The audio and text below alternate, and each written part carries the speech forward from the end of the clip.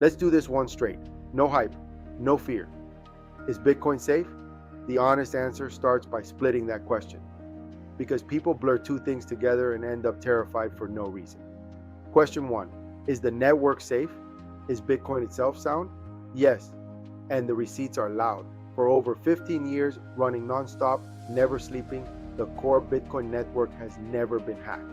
Not once. Thousands of computers guarding one record, checking each other every few minutes. It is one of the most bulletproof systems humans have ever built. Question two: is your experience safe? And here's the truth: that part is on you. Almost every scary Bitcoin hacked headline you've ever seen is not Bitcoin breaking.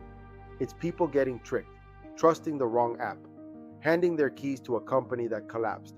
The money didn't fail, the human setup around it did. Scams, fake websites. Send me one coin, I'll send back two. Shady exchanges. That's where people get wrecked. At the protocol, the traps. So here's the deep part: Bitcoin hands you the power a bank usually holds. And the second you become your own bank, you inherit the bank's job. Security.